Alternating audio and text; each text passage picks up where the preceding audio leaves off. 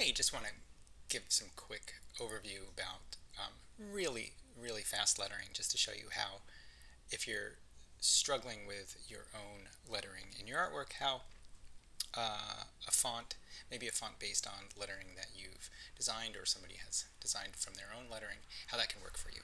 Now, this is the simplest thing to do. We'll start there. This is a page of Helen's, and she's got this type that she's a little unhappy with. There it is, you can see it there. We're just going to recreate it using a font that was designed. We've got a bunch of fonts to choose from. Let's take a look at what a variety of fonts might look like. So let's see what they said. They have so much to do because they can do anything.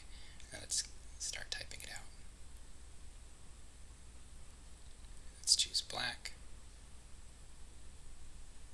Let's choose 12 as a good baseline. They have so much to do because they can do so much.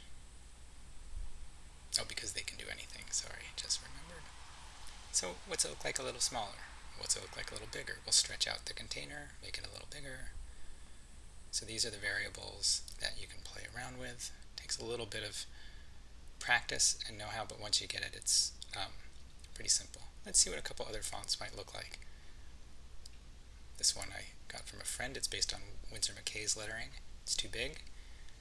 The leading is too narrow. It's also a little jumbled. Let's try something else. Here's one designed by an old student, Sally. I like this. It's got a little bounciness to it that works pretty well. Lettering has a lot of variables. This is called leading. I think it's too narrow here. I just made it a little larger.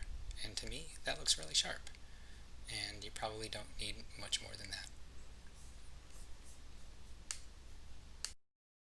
So this is from Helen's page, and we're just going to replace the lettering really fast. So first thing we're going to do, we're going to select our type tool. We're going to sort of map out the spot, and I'm just typing in with a random font that I have already in there, sort of aiming for something approximately the right size, and I'm just typing away.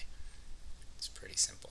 I'm mimicking Helen's left justified lettering here. I'm going to select check, make that a capital, off and on, just to see it's still there underneath. So now I'm just going to show it's super easy to just get rid of that. We're going to create a new layer, cover it with white, and do that just because I like to have a little fidelity to the original. But now you can see, and it looks pretty sharp.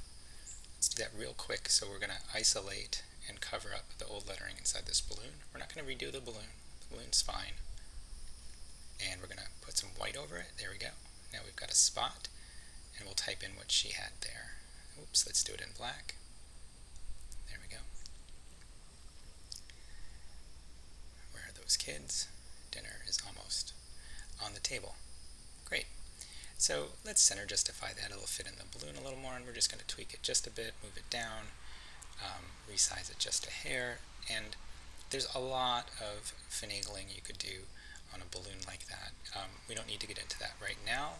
There are definitely more advanced tutorials where the shape of the balloon affects the shape of the letters, and I think that's really important, but right now this will work fine. Okay, now we're going to type a ding, and we're going to type a dong. We're going to cover those up. And there we go, super simple. Add white. And now we'll move that ding in there, and we'll rotate it. We'll move that dong in there, we'll rotate it. This lettering is from my old student, former student Sally, who's brilliant. I think she's got 3 or 4 fonts. I don't think she makes this available, but we might be able to ask her. But there you go, ding dong. And that looks really sharp, and adds a sort of crispness to the panel that I think works really well.